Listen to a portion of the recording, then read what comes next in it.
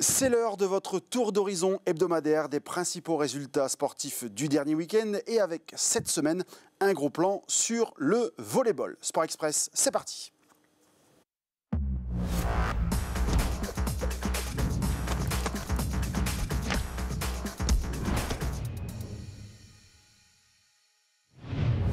Salut à toutes et à tous, ravi de vous accueillir sur ILTV pour un nouveau numéro de votre magazine sportif. Avant d'ouvrir le chapitre consacré à l'étoile de Wany Volleyball, on débute ce numéro comme d'habitude par les résultats de football.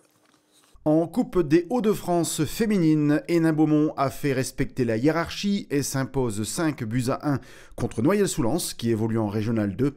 Dimanche prochain, le FCF accueillera Beauvais en championnat. Les messieurs étaient concernés, eux, par leur championnat. En Régional 2, Montigny concède la 3e défaite de sa saison à Pont-Sainte-Maxence, désormais 2e du classement. Le FCM se frottera le 8 décembre prochain au leader Chevrières. En Régional 3, Le Forêt s'écroule à Beuvry pour sa 2e défaite de la saison. Et puis Courcelles s'incline à la surprise générale sur sa pelouse contre Sequedin. Nos deux équipes sont respectivement 2e et 7e. Toujours en Régional 3, Wany ne s'en sort toujours pas et reste coincé à la 11e place. Cette semaine, c'est la réserve de Maubeuge qui a profité des faiblesses barbistes. Pour vous annoncer les victoires, il faut aller en première division du district artois. L'Olympique héninois impressionne contre la réserve avionnaise et Rouvroy l'emporte 3-2 contre la réserve de Saint-Paul-sur-Ternoise. Dans le groupe B de cette même division, fin de série pour Noyelles-Godault, battu par Arnes sur sa pelouse, l'ACN est 9e. On termine cette séquence par le rugby et la très belle opération de Le Forêt contre Saint-Amand, une victoire 25-0 et une place de gagner au classement pour se hisser au 2e rang. Je vous l'annonçais en introduction, gros plan cette semaine sur le volleyball et le club de l'étoile de Wany. Mathieu Hano, bonjour. Bonjour à vous, merci de m'accueillir sur votre plateau. Enchanté de vous accueillir. Vous êtes le président du club depuis 2021, depuis juin 2021. Quand et comment avez-vous connu ce club ? Alors je suis arrivé au club grâce à la section sport-études UNSS du collège Pasteur à Wany, avec monsieur Pascal Enoch à l'époque. Donc j'ai commencé à pratiquer et au collège et au club, puisque c'était simultané, c'était en 6e, en 1988. Quel a été votre parcours ensuite au sein de ce club ? J'ai commencé en tant que benjamin à l'époque. Voilà, donc au passage aussi avec la section sport-études du collège, on a obtenu un titre de champion de France en 1992, qui n'avait pas été obtenu ni avant ni depuis, je pense que ça n'a pas été... voilà, donc ça c'est des très bons souvenirs. Et ensuite aussi des très bons souvenirs de club, des victoires de coupe, des victoires de Challenge Berthaud, un grand tournoi en extérieur voilà, qui est assez connu. Voilà un petit peu le parcours. Après, je suis parti dans la catégorie senior pour évoluer dans les niveaux régionaux, en Régional 1, etc. Alors vous avez fait tout votre parcours sportif à l'Étoile, et puis vous avez pris la présidence du club à la suite de Daniel Dedourge en juin 2021, et vous avez été secrétaire du club de 2003 à 2020. J'aimerais qu'on regarde quelques images qui datent de 2004, et on en reparle juste après. Le volleyball waninois, bientôt de retour au premier plan, c'est en tout cas à 2 journées de la fin du championnat l'objectif de cette équipe qui évolue en Régional 2. Ayant connu les affres de la relégation l'an passé, avec seulement 2 victoires au compteur, l'Étoile a débuté moyennement la saison. Mais depuis 10 matchs, l'équipe est en pleine confiance, avec notamment des victoires contre les 2 premiers, qu'ils ont ainsi rejoints au classement. Petit retour en arrière. Alors cette séquence est extraite de notre magazine sportif de l'époque qui s'appelait Place au sport, et les images ont donc un peu plus de 20 ans. Qu'est-ce que cela vous procure comme émotion de revoir ces images ? Ça fait drôle, hein, ça procure de la nostalgie déjà, de se revoir. Voilà, c'était il y a 20 ans exactement. Donc un peu plus de fraîcheur physique. Bon, la technique, je pense que je l'ai encore, mais ouais, c'est intéressant. Et parmi les gens qu'on voit à l'image, notamment le président de l'époque, M. Enoch, et puis l'entraîneur ? Oui, alors Monsieur Enoch, je n'ai plus dans la région, donc je ne le côtoie plus beaucoup. Cela dit, j'ai eu au téléphone il n'y a pas longtemps. On voit aussi Jean-Jacques Benoît, que j'ai vu hier, puisqu'il arbitrait notre match qui a eu lieu à Douai en Régional 1. Voilà. Et parmi les autres joueurs, on en a revu quelques-uns, puisqu'on avait organisé les 70 ans du club en juin dernier. Donc on a revu un peu tous ces joueurs de cette époque. Voilà. D'accord. Qu'est-ce qui a changé entre cette étoile de 2004 et l'étoile de 2024 ? Peut-être une organisation différente, aussi le nombre de licenciés qui a un petit peu diminué. Le niveau de jeu était quand même un peu plus élevé à l'époque. Par contre, ce qui s'est développé très franchement sur ces dernières années, c'est la pratique du volley en loisir. Voilà, parce qu'il y a quand même une tendance, faut le reconnaître, parmi les sportifs, de pratiquer en loisir. Pourquoi ? Parce qu'il y a moins de contraintes. Il n'y a pas de contraintes à se tenir à des matchs qui ont lieu le week-end, etc., etc. Donc ça, je pense que c'est un changement assez fort au sein du club. La jeunesse est toujours présente, elle vient toujours alimenter, enfin l'objectif c'est de venir alimenter les équipes phares du club, c'est-à-dire les équipes un peu vitrines, les équipes un peu seniors du club. Donc après ça ne change pas énormément. Au niveau de l'encadrement, alors à l'époque il y avait beaucoup de profs de PS, etc. Il y avait un encadrement de qualité, alors je ne dis pas qu'il ne l'est plus actuellement, mais c'est différent. Donc on se doit de former beaucoup plus de personnes pour avoir une formation de cette qualité. Combien de licenciés comptez-vous et combien d'équipes au sein du club ? Alors là, actuellement, on est en novembre, donc la saison n'est pas terminée, mais au jour d'aujourd'hui, on est déjà à peu près à 70 licenciés. Il faut savoir, pour avoir une idée, la saison passée, on a terminé à un peu plus d'une centaine de licenciés. D'accord. Voilà. L'équipe première, on en parlait, évolue donc en Régional 1. C'est ça. Comment se passe le début de saison ? Alors, au début de saison, on a eu la surprise de voir des joueurs arriver à des postes qui nous manquaient justement. Donc c'était assez intéressant pour renforcer l'équipe, consolider l'équipe.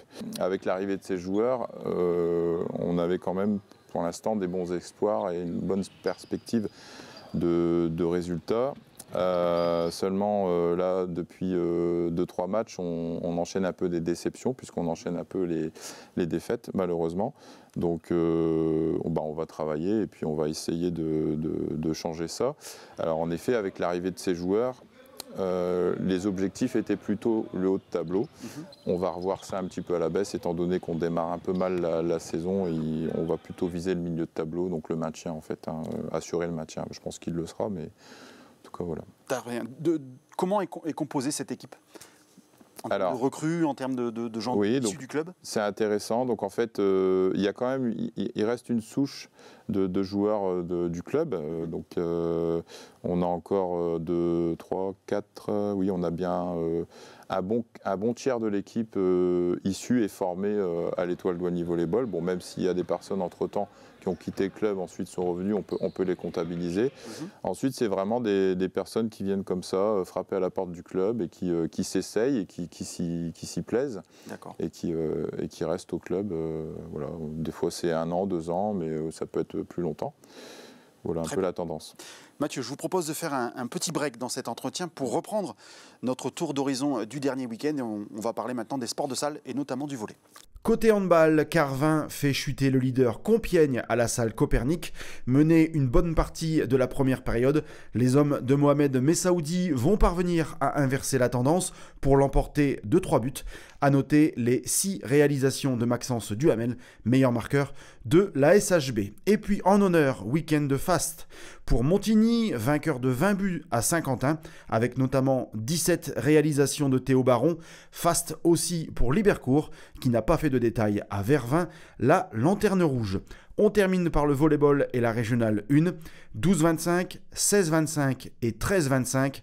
Ce sont les chiffres de la lourde défaite de Wany face à la 4e équipe de Cambrai. L'Étoile reste à la 7e place. De retour sur le plateau de Sport Express avec Mathieu Hanoux, le président et entraîneur donc, du club de l'Étoile Wany Volleyball. Mathieu, la France est double championne olympique en titre chez les messieurs. Elle a également remporté la dernière Ligue des Nations chez les hommes, mais aussi chez les femmes. Les femmes sont aussi championnes olympiques. Est-ce que tous ces résultats ont rejailli sur la pratique du volleyball et sur votre club ? Alors, je dirais oui, forcément, avec des résultats comme ça. C'est vrai que les volleyeurs français ont brillé, notamment aux Jeux Olympiques. Ça fait assez longtemps qu'ils brillent. On est sur une génération voilà, assez exceptionnelle, avec un collectif fort. C'est vrai qu'il y a un impact sur les clubs. Nous, on le ressent un petit peu. On a des entrées, on a des personnes qui viennent nous dire, voilà, j'ai vu les Jeux Olympiques à la télé, j'ai vu le volleyball. Enfin, ils ont vraiment apprécié le sport et ont envie de pratiquer. On a des rentrées tant sur l'aspect entre guillemets compétition que sur l'aspect loisir. Voilà, Avec ce palmarès et cette dynamique, qu'est-ce qu'il faudrait pour que ça aille encore plus loin en termes de pratique, selon vous ? Alors, par rapport au club, forcément, il faudrait qu'on développe les infrastructures, mais surtout les moyens humains. En fait, c'est surtout ça qu'il faut développer. On est toujours à la recherche de bénévoles qu'il faut former, hein, parce qu'on est sur une activité sportive, on ne peut pas confier ça à n'importe qui.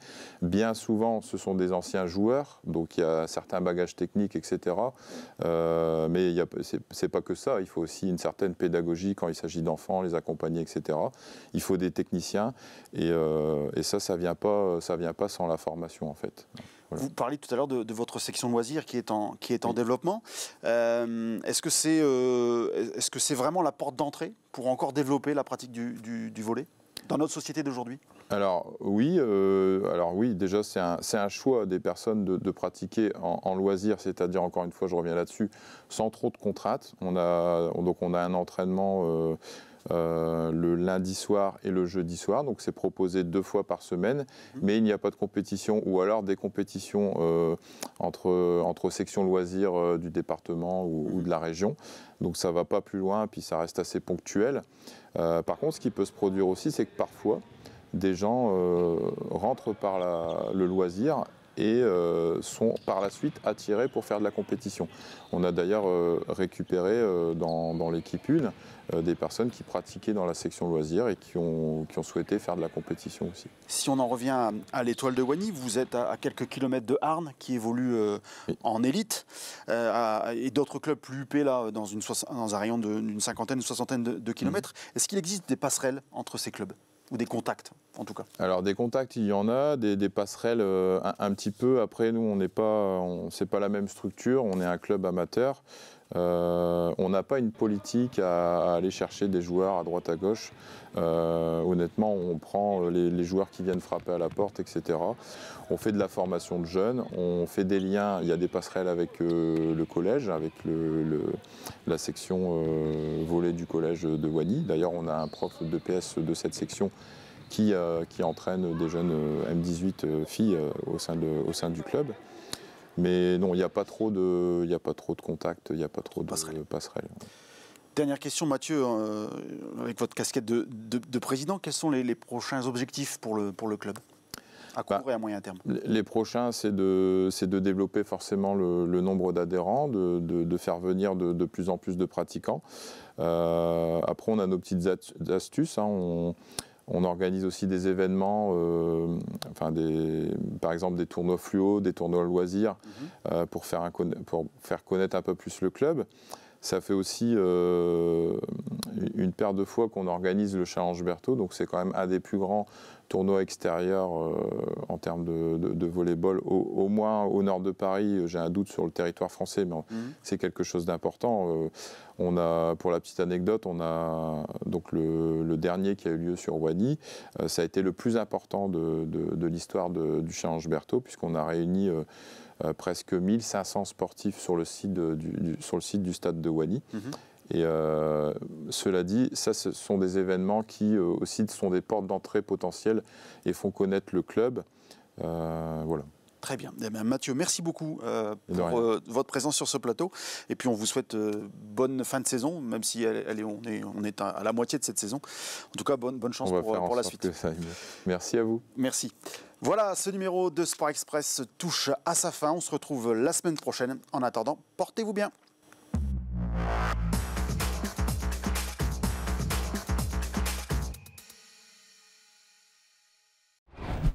Sport Express, votre magazine sportif, tous les mardis à 11h30 sur ILTV.